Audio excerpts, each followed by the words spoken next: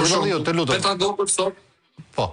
Të lutem, më qëndron vetëm 2 minuta në linjë, pasi sigurisht edhe në bazë të informimit të publik është një protestë e cila po zhvillohet aktualisht në Durrës, është thirrje për protestë për tokën, gjagun, flamurin dhe kombin ton.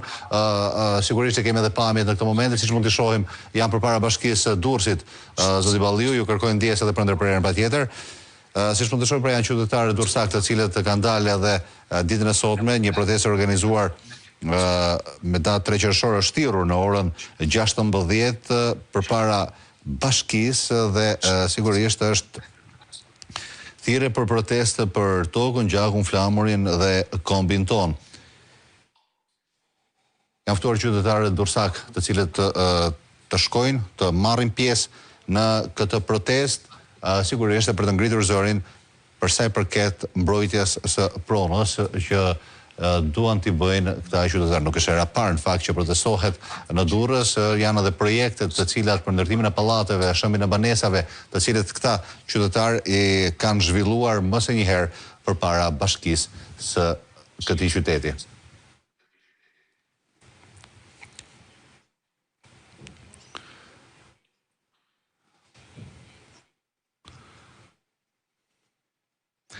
Siç mund të shohim pra nga pamjet të cilat po transmetojnë, janë 10 qytetarë të shoqëruar me fëmijë dhe bashkëshortet e tyre, të cilët kanë dalë përpara bashkisë dhe qyteti i Durrësit kujtojmë se është një nga qytetet ku çështja e pronësisë është një çështje delikate, pasi më së një herë atje është protestuar për mbrojtjen e pronës së tyre, është projekti TIK dhe qytetarët kanë dalë më së një herë për të protestuar, pra për sa i përket edhe projektit TID atje. Kanë kërkuar që të respektohet prona ose edhe në rast të shëmbit të banesave të tyre të ketë një kompensim reale sipas vlerës reale të tregut, në mënyrë që të mos dëmtohet familja e tyre. Por ditën e sotme një tjetër protestë për mbrojtjen e pronës po zhvillohet aktualisht në këtë qytet.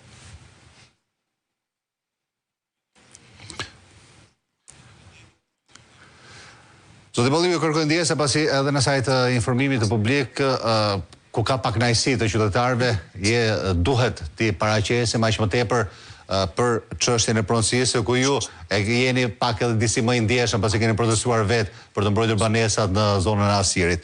Por po qëndronim në fakt tek çështja e kriminalitetit shqiptar, mafias shqiptare. Dhe më lind edhe një batutë që mund të themi që mafia shqiptare ka integrim të plot në Bashkimin Evropian. Ndërsa qeverisja e Edi Ramës, raporti i bar i vendos kushte. E para duke referuar dhe protestës, nëse ka ndonjë gjë që kartelet e drogës dhe mafia shqiptare është fokusuar është pikërisht tek vjedhja e pronës të qytetarëve. Të gjitha panesat që prishen për projekte korruptive, mafioze, Durrësi është një nga provat më të qarta se çka bërë mafia shqiptare në fushën e ndërtimit dhe vjedhjes në pronave. Dhe po kështu ka në të gjithë Shqipërinë.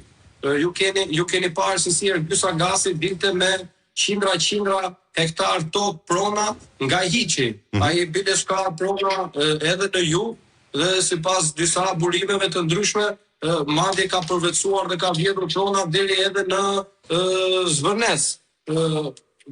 Pra kemi të bëjmë mafia shqiptare është një nga misionet e veta, një nga punët e veta më të vazhdueshme ka pikërisht vjedhjen e pronave. Ju keni 17 drejtorë të kadastrës të cilët janë shkarkuar, janë larguar, hyn njëri, del tjetri, merr tek njëri, hikën tjetri.